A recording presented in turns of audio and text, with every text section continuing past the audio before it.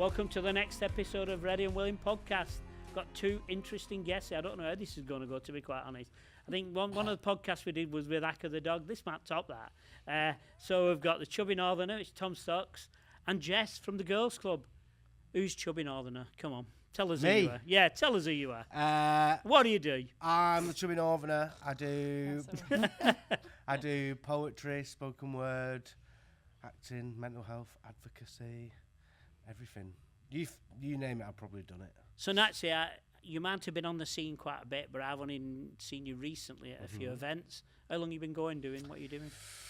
Well, poetry specifically, I started in lockdown. So what's that, like 4 or 5 years? Yeah. And then probably like professionally in the last few years, because obviously you don't start off as a professional poet. No one really aspires to be a professional poet, really. But yeah, You're just a poet and you don't know it. Is that it? Is that the one? Yeah. If I had a pound for every time someone said that. I didn't get that in first. But you know, I hated poetry when I was a kid. I honestly didn't like it in school or college or whatever, and I thought it was rubbish. And it was only like later in life that I saw like northern poets, I guess. And I was like, oh right, you can actually talk about stuff that. Yeah, it doesn't all have to be Shakespeare. Yeah, exactly. Yeah, it doesn't have to like all be artsy-fartsy flowers and whatever. You can talk about real gritty stuff and funny stuff as well. So I was like, all right, I might have a do with that. Wigan poetry. Wigan poetry. Mills and coal and pies. Love a pie. So yeah, that's how it all sort of started, really. Just move over to Jess, the Girls Club. Yeah. He can't be a member of the Girls Club. He can. No. Well, we don't know actually. Yeah. I'm an adopted member. Yeah, Girls Club. It's a CIC that supports women, girls in mental health support through peer support. So I'm not qualified to give professional advice, but we. None of us are, but we do it. Well, yeah, we do it anyway. We do it. But yeah, we promote peer support, which is basically just lived experience helping people. And yeah, we can. So would you say it's the equivalent to Andy's Man's Club? Definitely, we do it a little bit differently. We host a lot more events. I think we get involved with a lot more different things. Because when I first started it was just mental health, but then I realised that people were coming to us who were just maybe a little bit lonely. Then we realised that, you know, actually younger people need support and then the older generation needs support. So that we now offer support in so many different things, whereas Andy's Man Club is kind of just straight down the line with the sessions that they do. So Andy's Man Club, well known all over. Yeah. And after this podcast, you'll be better known than they have ever been. We're going to be all over the world. Yeah. So what made you get into it, Jess? So I've always struggled with mental health. I had a really rubbish childhood, shall we say, which, you know, it can affect you in your adulthood.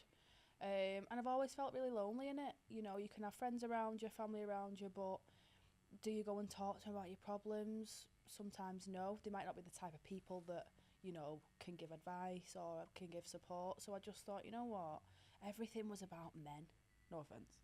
That's true. But everything was, and it was like men don't talk, men need support. And I thought, well, that is true, you know, but where do we go if we don't have that? Because not every woman has a friend. We don't all have, you know, parents that can support you. So I just woke up one morning and thought, you know what, I'm starting this group, and Brilliant. And yeah, that was it. I suppose when you talk about family, so you can talk to family about stuff, but it doesn't always come, because it's really hard to resonate that, isn't it? Because they're too close. Yeah. And it's one of them where, you know, and get on with it. Sometimes they might be the cause of the problem. Yeah. Like, with all due respect, families are hard work, and I don't have a good relationship with my family in a sense, but so I could never go to them.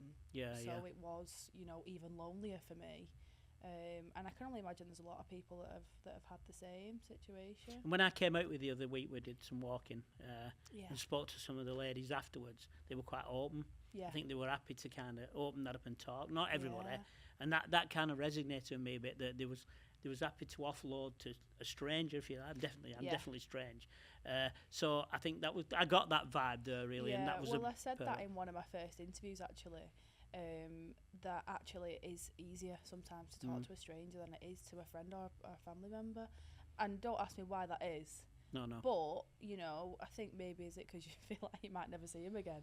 You can just, you know. Fear of judgment, isn't it? But you don't yeah, get, no, 'cause then you judgment. don't, Yeah, I think sometimes you're in your friends group and sometimes you're thinking, oh, you know, I don't want to say that because they might laugh at me, or you know, they might go, oh, shut up, you know, you'll be all right. But sometimes you might be sitting there really struggling. And mental health can range from really young to really old, can't it? So it's a real, 100%. you know, everybody talks about it, and it's actually getting into it, isn't it? So yeah. Tom, lockdown, doing your poems, dropping them everywhere, doing whatever you did. Tell us a bit about that. How did that? Well, obviously, recently I've started getting poetry in more like unexpected places, shall we say. I don't know, I suppose that I was doing poetry for quite a while, started getting quite political in my poetry and stuff like that, and then, I don't know, it sort of brings you down a little bit, and then I was like, how can I put poetry in like everyday people's life, I guess, because I feel like everyday people wouldn't just pick up a poetry book. I don't even pick up poetry books, I'm a poet. So, and I don't even like listening. Is that 'cause you can't read? Yeah, and I don't even like listening to it sometimes. But no, I was just like, well, how can I get that out there? So I started, I don't know, I had this idea when you used to pass notes in class, and I was like, imagine you could just pass notes like in real life.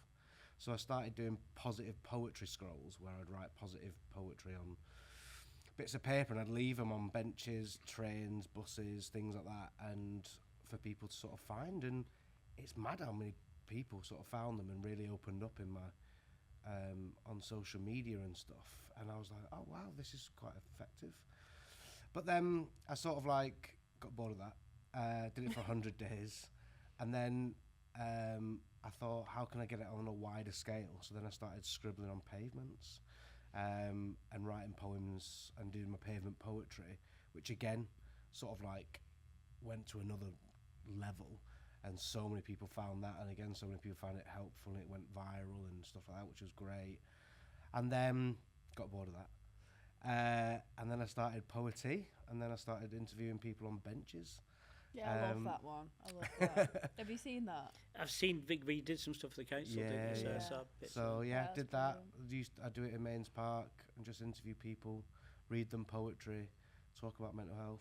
Well, not mental health, just talk about what's happiness. But it usually just leads to sort of like everyone's got a story, and the big one that got like 500,000 views was the one with George and Madeline, who literally just come out of the Thomas Lineker Centre and just found out they got a diagnosis of cancer, and met me within 2 minutes, and I read them this poem, and yeah, it was quite And how many views did that get? About 500,000. God, that's amazing, isn't it? It's good. It's so natural as well. Like, I was thinking like, oh, just come and meet me in the park, I'll have a cup of tea, but it's not the same vibe. No, the amount of people that are like, come and meet me and have a cup of tea, I'm like, it's not, I don't like staging it, I like it's not the same. to feel natural and stuff like that. So that's where it went. I'll just start following you about, start popping out a bunch. You do anyway. No, I saw the video with the couple on it come out. That was really, it was touching as well as, and they opened up a bit, didn't they? Yeah, and they were really open with it, and it takes a bit of work, because obviously when just a random person pops out of the bush with a cup of tea and a phone strapped to his chest. Plenty of them. Yeah. And a phone strapped to his chest. Of course, you're going to be a bit wary, but I feel like I've got good people skills, and I've had a little bit of training like mental health, and I used to be an actor and stuff, so I'm quite confident anyway. We hadn't noticed. No. Thank you, darling. So it just all went from there, really. So how do you earn a living? I'm a full-time poet now. Okay. Who would have thought that? I did, honestly, I never ever would have thought that was even a career path. I've done so many random jobs, like from selling fruit and veg on Bury Market to working in call centres to kitchens to whatever, but you know, I do loads of different things, and now this seems to be the one that's stuck, I guess. And now I sort of like, obviously I don't just write poetry, I do a lot of like going around teaching. Obviously because of all my mental health stuff that I've done, it seems to be going through that. I go into schools and colleges and do a lot of sort of like mental health stuff via creative writing, really, not just poetry. But drama, I do a lot with that as well. But honestly, there's some mad projects that I've done. I've got one on at the moment where I'm setting up a magnet fishing group in Wigan and Leigh. and we're going to seen drag that. stuff out of the canal and Okay. write poems and story about it. People pay me to do that. That's Right. mad. So there you go. That's good. Yeah, it's interesting, I don't know. So we're in Wigan and Lee College. Actually, I've been doing podcasts with them for just over a year now, but it's an amazing place. There's so much going on here. Like, nearly 10,000 students, long learning within and what have you. Really some good students, but I bet there's some mental health issues within here. And all that. So it'd be interesting how you can kind of get involved and help some of that stuff here. I'm sure we'll pass that through to wherever because there'll be that. The drama group here is great. We've done don't some. you worry, I've been tapped up already. Have you? Literally today.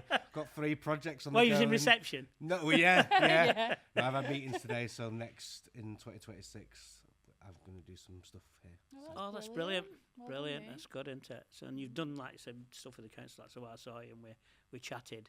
And it's great listening to that vibe what you've got as well, and that relax. Yeah. And like, it is what it is. I'm a bit like that, so I think I'm the only politician who's doing podcasts because everyone's like, oh God, and it's like, just be yourself, just do it. Yeah, You know, but people do it. struggle with that though, don't they? I think that's a massive thing these Yeah. days, is actually just being able to be yourself without.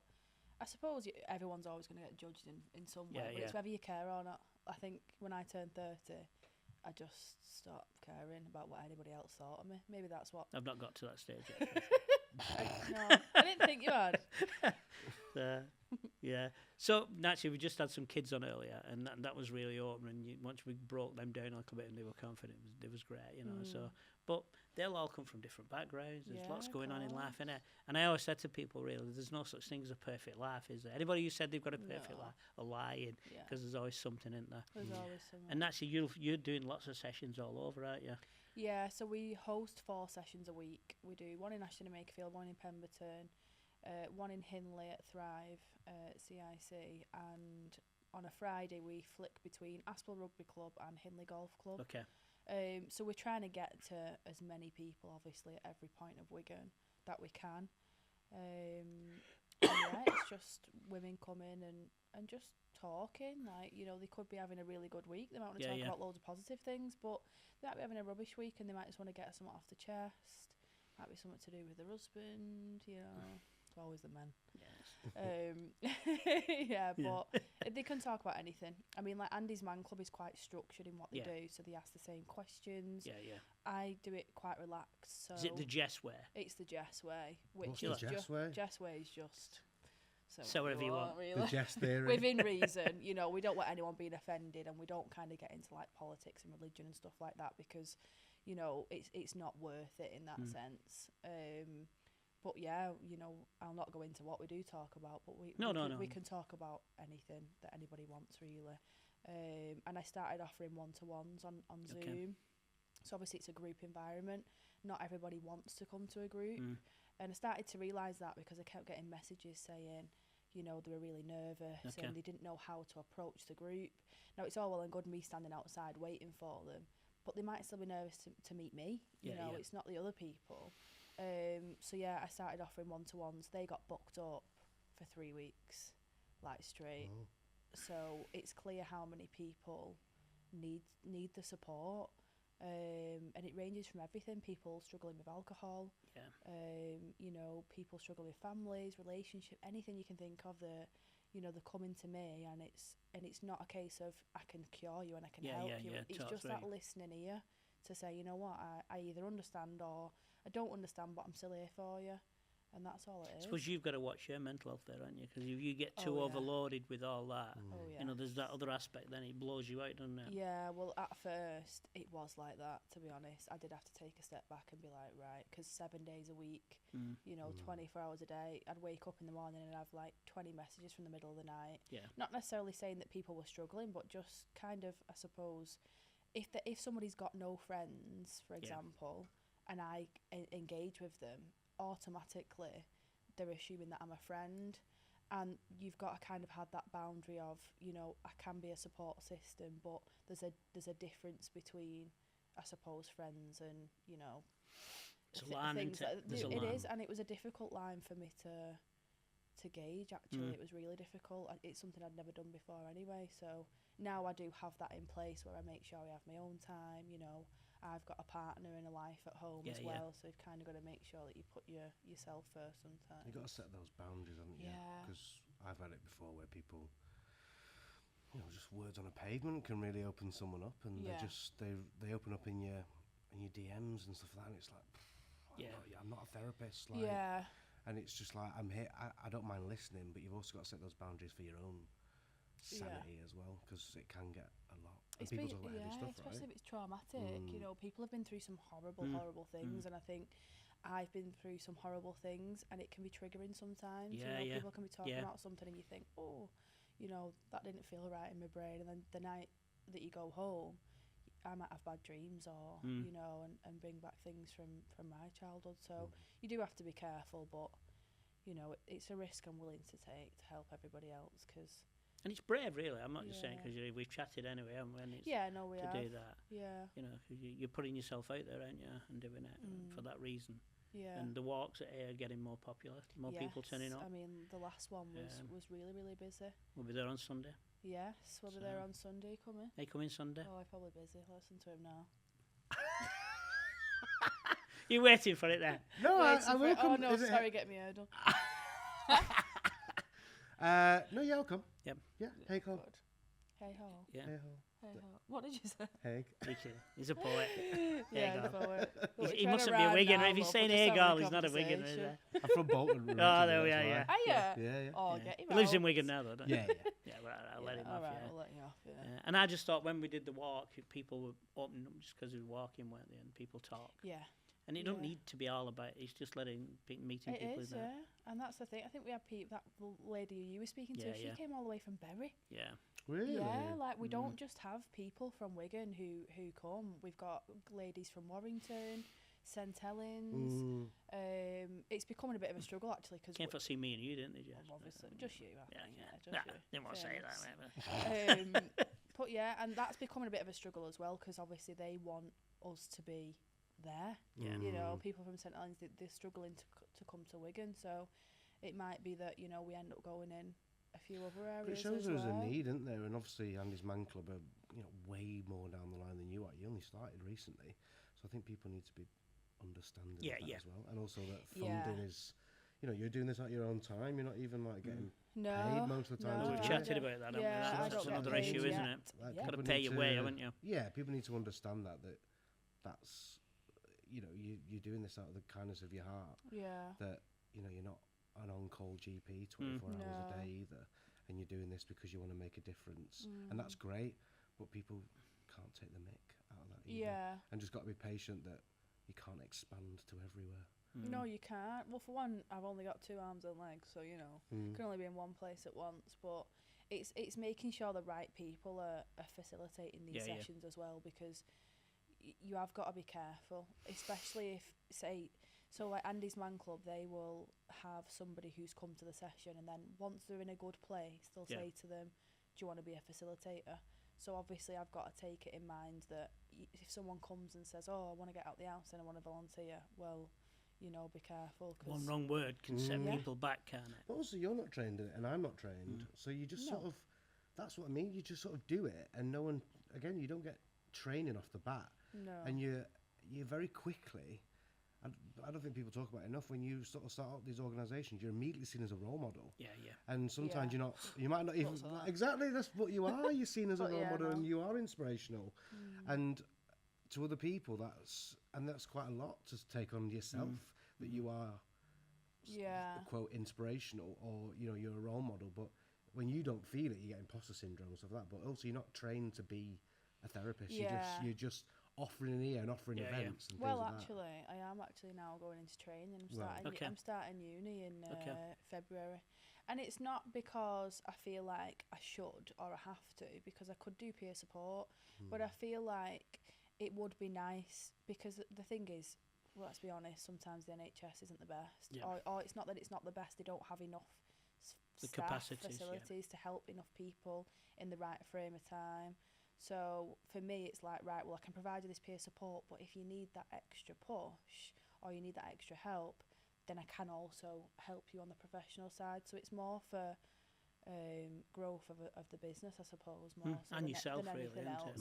And it helps me. I don't have all the tricks in the book to get better. You know, I have my down days myself, so it's not easy to get over. But it's just funny you should talk about the education bit. So that's it. I've been a counsellor forever and a day, like, but I've gone back to college doing counselling.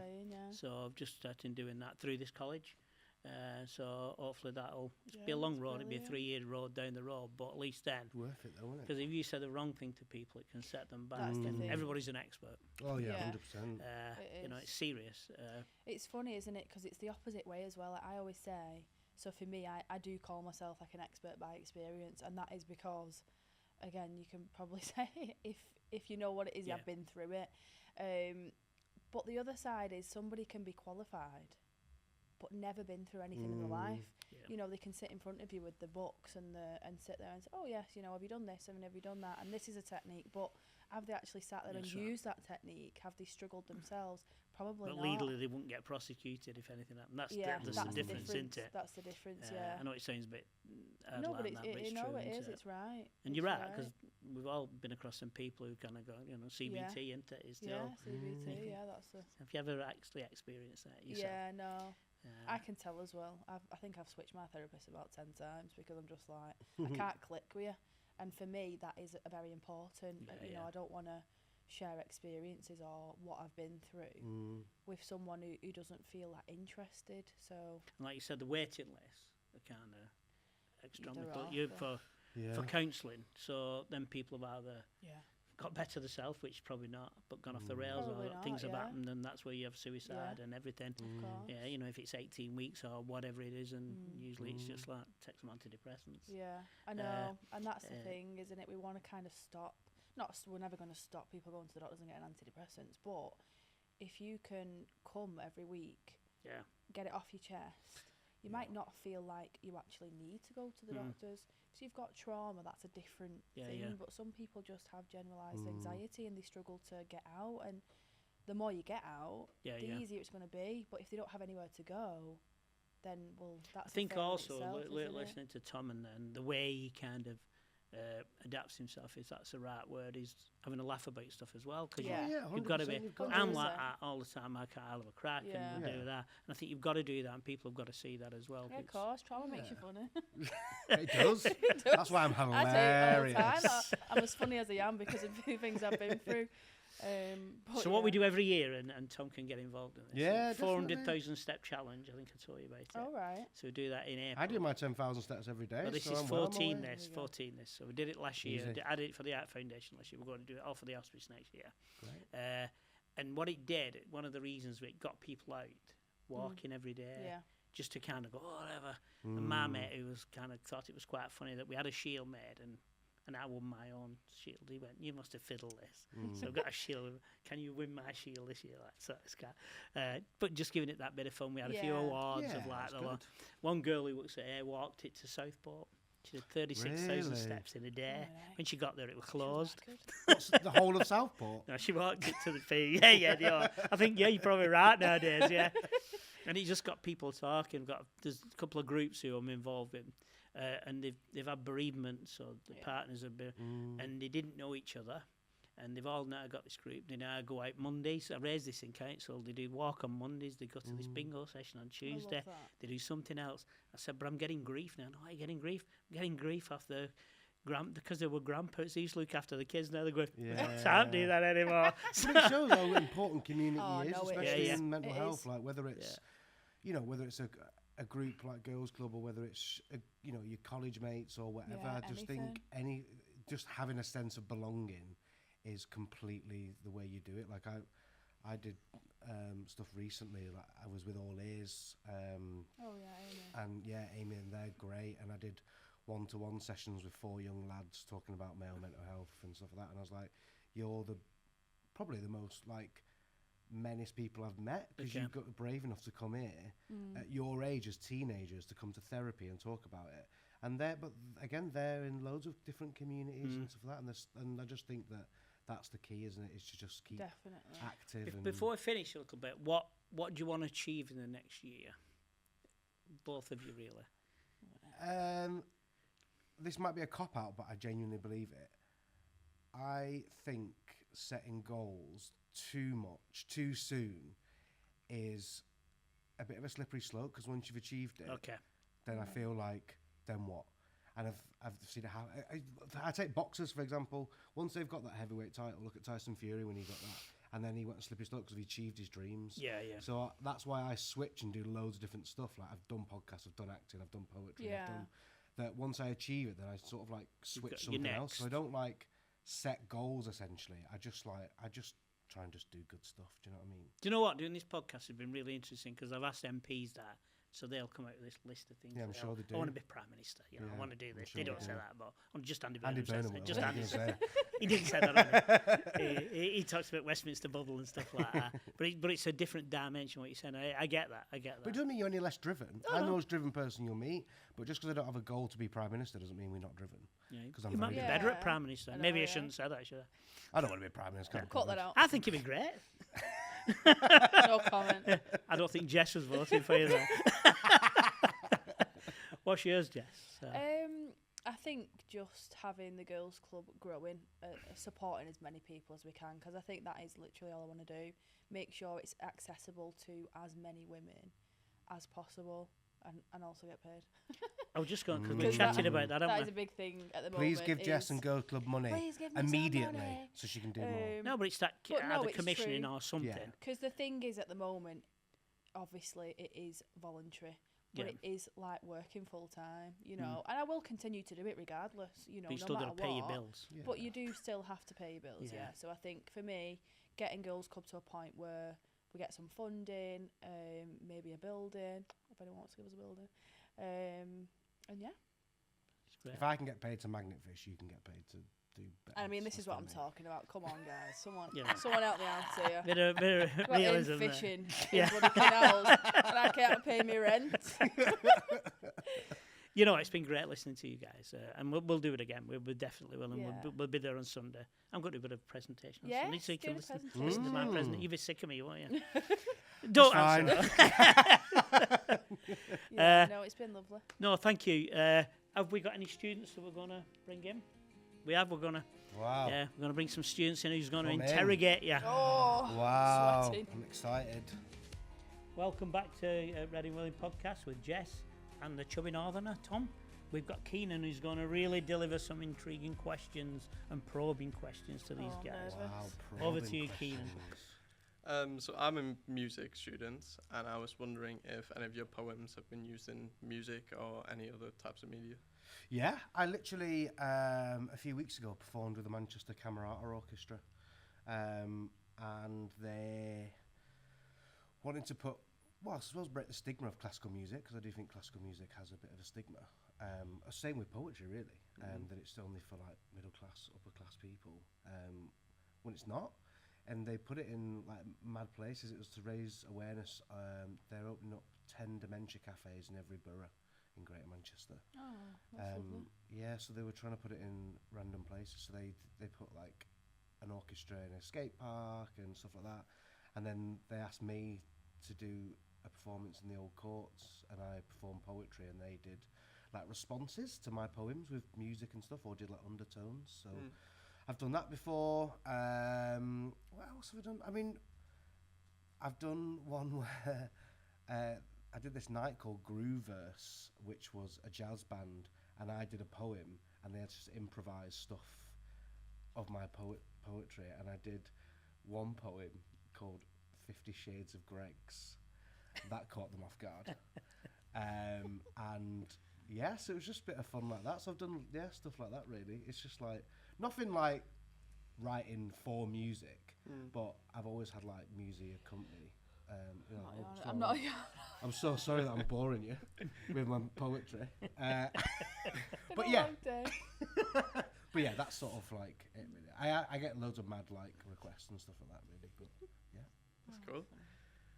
Where do you see yourself in 5-10 years time, maybe? oh, mate, I was still getting drunk on the park and Frosty Jacks about 10 years ago. I don't know. I honestly don't know. Like 10 years ago, I was doing pantos and being an actor and stuff like that, and now I'm a poet. And 10 years ago, I wouldn't even thought I was going to be a poet. Even 5 years ago, I probably wouldn't have been a professional poet. So I don't know, if is the honest answer. What I have realised and the one common denominator from doing, because I had a theatre company, I lived in London, it's always been helping people, whether that's working class talent. I was a big advocate for working class artists when I was in London for a while. And I've just realised that all the time, even with poetry, it's always to help people. I guess that's it. It's to just carry on helping people, I guess. Cool. He's just showing off now. And have you got any advice for young people struggling with mental health problems? You can take that. Yes, Jess. That's better for you. Don't be afraid to talk about it. I think that's it's one of the hardest things to do, talk about it. But when you do, you'll set yourself to be comfortable to do that forever. And I think no matter what age, people can struggle. And also be there for other people. Even if you're not friends, you know, if you see someone and they look a bit down, always ask them, are they okay? Because you just don't know what people are going through as a young person, at home or in the friendship groups or anything. So yeah, definitely be a nice, kind person to everybody who you meet. Yeah, I think writing genuinely helps. I'm not even joking. Yeah, no, we promote journaling, definitely. I think you don't have to be a poet, and you don't have to perform it. I think just getting things down in black and white can sometimes really help with processing feelings and stuff like that, whether that's happy or sad. And I think that if you're just struggling and don't have anyone to talk to, that bit of paper can sort of act as a bit of a release to it, and I think it's really good to do that. And also just so cliche, but yeah, just talk to your mates. Yeah, it does sound like cliche. that. I suppose everybody says it like, oh, just talk, but it is like, that is it. You know, there isn't anything else to say other than get it out. Do not let it sit inside for years and years, because it will affect you when you're older. And yeah, you can get help from And so you guys many are living and places. breathing that, aren't you? Yeah, you Exactly can. what you've There's done, so really. many places, especially in Wigan, that support people in mental health, whether it be peer support, whether it be professional, charities. There's so much out there. So And there's so much more help out there than when we were younger. Oh my goodness! Oh yeah, like, yeah. There is so much help out there. It's just being brave enough to ask for it, and that's never an easy thing. And I get that because I haven't before, but I think there's different pressures for different people. Yeah, definitely. And I think that just be brave enough to, and it's not a show of weakness. It's actually a show of strength. Yeah, because so when I was younger, I mean, I won't go on, but I was obviously going through a lot at home, and I projected that when I was in school and college. So I was classed as a naughty child, you know, and it wasn't that I was naughty.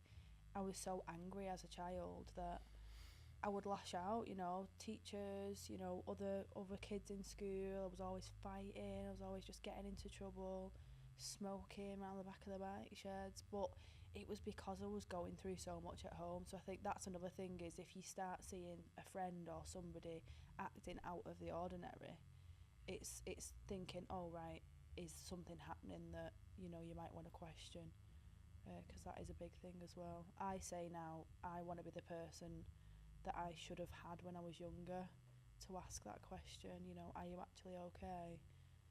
So yeah. Thank you for You okay? the Right, questions. Then? Yep. I think when we set this podcast up, one of the reasons we set it up was to combat abuse of social media.